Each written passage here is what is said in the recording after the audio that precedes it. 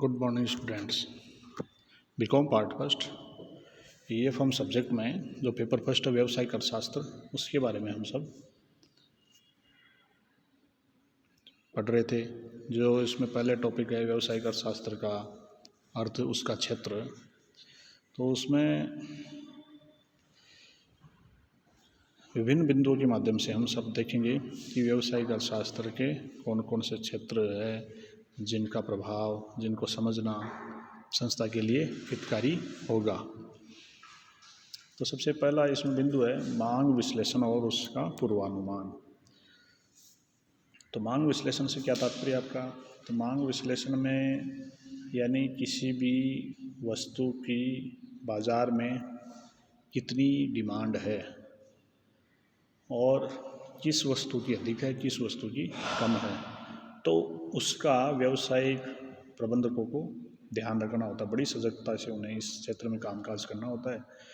उन्हें पता रहना चाहिए कि बाज़ार की में डिमांड बदल रही है, डिमांड घट रही है, बढ़ रही है, तो उसका उनको किस टाइम पर ज़्यादा होती है तो उसी के अनुरूप उनको उत्पादन करना होता है। उनकी लागतों का निर्धारण और जो मांग के निर्धारक तत्व कौन कौन से हैं, मांग विभेद, उसकी जो आय लोच है, मांग की आड़ी लोच है, कीमत लोच है, उन सब के बारे में उनको अच्छे से मालूम रहना चाहिए ताकि इन आर्थिक सिद्धांतों का प्रयोग करते हुए वह प्रबंधक मांग का पूर्वानुमान लगा सके। तो मांग विश्लेषण के बारे में इससे आगे थर्ड जो चैप्टर है उसमें विस्तार से चर्चा भी की जाएगी, लेकिन व्यावसायिक अर्थशास्त्र का एक क्षेत्र यह होता है और मांग विश्लेषण करके मांग का पूर्वानुमान लगाया जाता है ताकि बिक्री और स्टॉक बिक्री का भी जो अपना लक्ष्य होता है वो कितना तय किया जा सके और उत्पादन भी उसके अनुरूप किया जा सके। अगला बिंदु है उत्पादन फलन। तो प्रोडक्शन फंक्शन, उत्पादन फलन किसी भी वस्तु के क्या है कि भौतिक उत्पादन, फिजिकल रूप से क्या प्रोडक्ट हुआ और उसके जो साधन हैं उनके बीच में क्या संबंध होता है, इसी को उत्पादन फलन कहा जाता है। अब क्या है कि साधन होते हैं सीमित और आवश्यकता होती है ज़्यादा। अब उन न्यूनतम हम सीमित साधनों से अधिकतम उत्पादन करना और कम लागत पर ऐसा सहयोग करना ताकि संस्था को अधिकतम लाभ की प्राप्ति हो सके। अब जो ये साधन है, साधनों को हम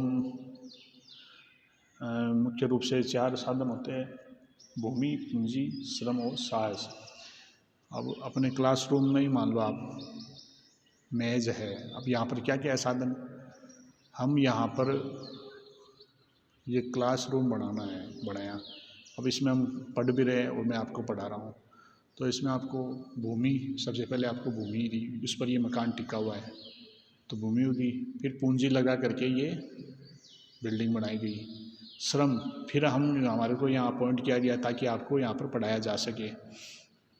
और साहस क्योंकि यह सरकार के द्वारा उठाया गया है, जब ये इसलिए वहाँ न लाभ ना आने के हिसाब से काम काज किया जाता है, लेकिन यह निजी संस्था होती है और मैं उसमें यहाँ काम कर रहा होता तो जो संस्था का निदेशक है, स्वामी है, उसके द्वारा क्या होता, जोखिम लिया जाता कि मैं इस क्षेत्र में, आपके क्षेत्र में मान लो ये महाविद्यालय खोला है, ये चलेगा या नहीं चलेगा, यहाँ पर छात्र आएंगे नहीं आएंगे छात्र, तो वह एक क्या है, यह भी एक उत्पादन हो गया। तो इस प्रकार से उत्पादन फलन का अध्ययन करना। तीसरा है लागत विश्लेषण। लागत विश्लेषण में क्या होता है, कॉस्ट का एनालिसिस किया जाता है कि किसी भी वस्तु को उत्पादन करने के लिए न्यूनतम लागत का पर किस प्रकार से उसको तैयार किया जा सके। अब इसके लिए पैमाने की बचतें व हानियाँ, उत्पादन फलन, लागत नियंत्रण, ये सभी बिंदुओं का अध्ययन आपको आगे विस्तार से एक एक चैप्टर है इनके बारे में वहाँ समझाया जाएगा। और वस्तु की cost, average cost, marginal cost, variable cost, total cost, इस प्रकार 4 भागों में बांटते हैं इसको। इनमें आपस में क्या संबंध होता है तो उनका अध्ययन करके संस्था के हितों को पूर्ति की जा सकती है। नेक्स्ट पॉइंट है माल सूची प्रबंध यानी इन्वेंट्री मैनेजमेंट। इसके अंतर्गत क्या होता है कि संस्था के मन में यही होता है कि आप उत्पादन कर रहे हो तो उत्पादन जो कर रहे हो वह न्यूनतम लागत पर आपके पास स्टॉक रहे, और स्टॉक इतना रहेगी ना तो कम रहे ना कम भी ना पड़े। कि आपने पूंजी को ध्यान रखा कि हम ज़्यादा पूंजी नहीं लगाएंगे तो फिर वो बार बार उसको प्रोडक्ट को तैयार करने में गैप लगेगा। तो इसलिए इसके लिए विभिन्न तकनीकें हैं, ABC विश्लेषण है, वायर्ड विश्लेषण है, और भी अन्य आर्थिक नीतियों के द्वारा निर्धारण किया जा सकता है। अगला बिंदु है कीमत प्रणाली विज्ञापन। तो विज्ञापन क्या होता है? विज्ञापन के अंतर्गत व्यावसायिक प्रबंधकों के द्वारा जो संस्था के लिए उत्पादन नीति तय करी, लागत न्यूनतम लागत पर उन्होंने अधिकतम उत्पादन कर दिया। अब जो उत्पादन किया वो तैयार भी ऐसा किया कि वो उसकी क्वालिटी भी अच्छी है, रंग रूप चाहे से डिज़ाइन हो किसमें बाज़ार की मांग के अनुरूप उन्होंने तैयार कर दिया, लेकिन उसके बारे में उन्होंने बताया नहीं, अपने को रिप्रेजेंट नहीं किया। तो वो नहीं किया तो बाज़ार में वो उनका जो तैयार किया हुआ माल वो पड़ा रहेगा, बिकेगा नहीं। तो इसके लिए विज्ञापन पर खर्च भी करना होता है। ये भी इसको लागतों में शामिल करते हैं ताकि संस्था के विक्रय में वृद्धि अधिकतम हो सके। अगला बिंदु है कीमत प्रणाली। तो कीमत प्रणाली से क्या तात्पर्य है? कीमत प्रणाली, अब कीमतों का भी ध्यान रखा जाता है आजकल। ऐसे नहीं कि आपने उत्पादन कर लिया उसकी लागतों का निर्धारण, कीमत कितनी रखी जाए, उसमें लाभ की मात्रा कितनी शामिल हो, सामान्य लाभ है या कौन से बाज़ार है जिसमें अपन सामान्य, जैसे एकाधिकारी फर्म होती है, मोनोपोली है जिसकी बाज़ार में, वो उसका कीमत को वो अल्पकाल में उसको असामान्य लाभ भी कमा सकता है, दीर्घकाल में भी कमा सकता है, लेकिन अगर परफेक्ट कंपटीशन है तो वो असामान्य लाभ नहीं कमा पाएगा। तो उसमें क्या करेगा, सामान्य लाभ ही ले पाएगा। तो ये उसमें कीमत की लीडरशिप क्या रखी जाए, और बाज़ार के विभिन्न जैसे परफेक्ट कंपटीशन है, मोनोपोली है या अपूर्ण प्रतियोगिता है, तो उसके अनुरूप ये कीमतों का निर्धारण किया जाता है। अगला बिंदु है संसाधनों का आवंटन। रिसोर्स का एलोकेशन कैसे करोगे? क्योंकि संस्था के पास साधन है सीमित और उनके विकल्प तो हम समझते हैं कि उपयोग वैकल्पिक होते हैं। निर्णय यह लेना होता है कि बाजार में जो प्रतियोगिता है कौन सी अवस्था उसकी, उसके अनुसार साधनों का बंटवारा सही रूप से किया जाए ताकि अपने को अधिकतम लाभ की प्राप्ति या संस्था के हितों की पूर्ति आसानी से की जा सके। इसके लिए आप जैसे लीनियर प्रोग्रामिंग हो हैं या फिर अन्य जो सांख्यिकी या प्रचलन अनुसंधान जो ये सब्जेक्ट उसके अनुसार अपने विषय दिखाया गया था, उनके जो सिद्धांतों का हिसाब से अपन साधनों का बंटवारा किया जा सके और ताकि न्यूनतम लागत सहयोग भी अपने को प्राप्त हो। अगला बिंदु है पूंजी प्रबंध। पूंजी का मैनेजमेंट कैसे किया जाएगा, यानी पूंजी की समस्या आती है। पूंजी प्रबंध एक ऐसा क्षेत्र है जिसका गहन रूप से अध्ययन करना होता है, क्योंकि पूंजी की उपलब्धता रहती है सीमित और उसे प्राप्त करेंगे तो मैंने आपको बताया था कि पूंजी के बदले क्या देना होता है, ब्याज। तो अपने को बाज़ार से डेप्ट लिया जाए, डेप्ट यानी ऋणों के माध्यम से संस्था को पूंजी प्रदान की जाए या अंश बाजार के माध्यम से अंशों की जारी करके। अगला है लाभ प्रबंध। अब लाभ प्रबंध भी आप सोचोगे कि ये भी एक क्षेत्र होता है, क्योंकि लाभ या अनिश्चितता से भरा हुआ है।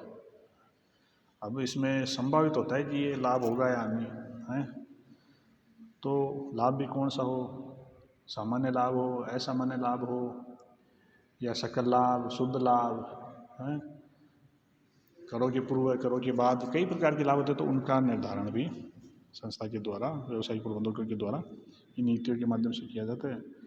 अनिश्चितता के अधीन निर्णय सिद्धांत। अनिश्चितता के अधीन कैसे? अब डिसीजन मान लो आपके किए जाते हैं व्यवसाय प्रबंधकों के द्वारा, अनिश्चितताओं से भरा हुआ रहता है व्यवसाय, तो अब इसमें मांग की भी अनिश्चितता है, संस्था के लिए लागत क्या रहेगी, कीमत क्या रहेगी, बिक्री कितनी होगी, स्टॉक के लिए क्या है, पूंजी के लिए क्या है। तो इन कई समस्याओं का सामना व्यवसायिक को करना पड़ता है। तो व्यावसायिक प्रबंधकों को यही ध्यान रखना है कि जो आर्थिक सिद्धांत है उनको अच्छे से ध्यान रखे, समष्टि अर्थशास्त्र के सिद्धांतों को भी बाजार व्यवसाय में सरकार की नीतियों का भी प्रभाव पड़ता है, तो उन सबको मद्देनजर रखते हुए निर्णय करना होता है। तो ये मुख्य अपने जो व्यावसायिक अर्थशास्त्र के जो क्षेत्र अपने पढ़े। इसके बाद में है व्यावसायिक अर्थशास्त्र एवं अर्थशास्त्र के मध्य संबंध क्या होता है। तो व्यावसायिक अर्थशास्त्र मैंने आपको पहले क्लास में बता दिया था कि व्यावसायिक अर्थशास्त्र क्या है, और अर्थशास्त्र की भी परिभाषा आपको बताई थी। अब अर्थशास्त्र क्या है कि मुख्यतः दो शाखाओं में बटा हुआ रहता है। पहला है व्यष्टि अर्थशास्त्र, दूसरा है समष्टि अर्थशास्त्र। व्यावसायिक अर्थशास्त्र में विशेषताओं में आपने पढ़ा होगा कि व्यावसायिक अर्थशास्त्र मुख्यतः है क्या है, व्यावसायिक अर्थशास्त्र मुख्यतः व्यष्टि शास्त्र पर भी निर्भर होता है, अर्थात उसी के सिद्धांतों को से संबंधित होता है। यानी व्यावसायिक अर्थशास्त्र मुख्य रूप से व्यष्टि अर्थशास्त्र से संबंधित होता है, उसी की नीतियों का इसमें ज़्यादा प्रयोग होता है। लेकिन ये भी बताया था कि इसको समष्टि अर्थशास्त्र पर भी सहारा लेना पड़ता है। तो इन दोनों के मध्य क्या अंतर है, उनको मुख्य अंतर तो क्या हो सकता है कि व्यावसायिक अर्थशास्त्र में आर्थिक सिद्धांतों का ही प्रयोग होता है, जबकि अर्थशास्त्र में सभी सिद्धांतों का प्रयोग होता है, और व्यावसायिक में केवल आर्थिक का। अन्य जैसे राष्ट्रीय आय का अध्ययन ये नहीं करेगा व्यावसायिक अर्थशास्त्र। इसी प्रकार से व्यावसायिक अर्थशास्त्र क्या है, व्यष्टि अर्थशास्त्र से संबंधित है, जबकि अर्थशास्त्र व्यष्टि और समष्टि दोनों से है। व्यावसायिक अर्थशास्त्र की प्रकृति कैसी है, व्यक्तिगत, यानी क्योंकि व्यष्टि से संबंधित है तो व्यक्तिगत ही है, क्योंकि व्यवसायिक संस्था एक फर्म है तो अकेली फर्म है तो वो व्यष्टि से संबंधित है, जबकि अर्थशास्त्र दोनों से संबंधित होती है। व्यष्टि अर्थशास्त्र में आपको केवल व्यावसायिक अर्थशास्त्र में लाभ सिद्धांतों का अध्ययन किया जाता है, जबकि आपको अर्थशास्त्र में सभी सिद्धांतों जैसे वो वितरण की मजदूरी, लाभ, ब्याज, व्यापार चक्र, आपको समष्टि सभी अर्थशास्त्रों का अध्ययन, सिद्धांतों का अध्ययन किया जाता है। तो ये मुख्य आपको बिंदु थे जिनके माध्यम से आप अर्थशास्त्र और व्यावसायिक अर्थशास्त्र में अंतर आपने देखे। इसके बारे में एक कोटेशन है केन्स के द्वारा, जब कभी भी मैं प्रमुख ब्रिटिश अर्थशास्त्री से 5 प्रश्न पूछता हूँ तो उनके 6 उत्तर आते हैं। क्यों? अब क्या है कि व्यावसायिक वर्ग में अर्थशास्त्र, इसका कारण यही है कि ये सिद्धांत जो है उनको व्यवहार में प्रयोग करने पर, अर्थशास्त्री सिद्धांत होते हैं उनको व्यवहार में प्रयोग करने पर उनके कई रिजल्ट देखने को अलग अलग मिलते हैं। तो ऐसा इन्होंने कहा था। अब आज की वीडियो में आप सबने व्यावसायिक अर्थशास्त्र का क्षेत्र और अर्थशास्त्र और व्यावसायिक अर्थशास्त्र में क्या अंतर होता है उनके बारे में विस्तार से चर्चा करी। आज के लिए इतना ही। आगे की वीडियो में हम सब व्यावसायिक अर्थशास्त्र का अन्य विषयों से क्या क्या संबंध होता है उसके बारे में विस्तार से चर्चा करेंगे।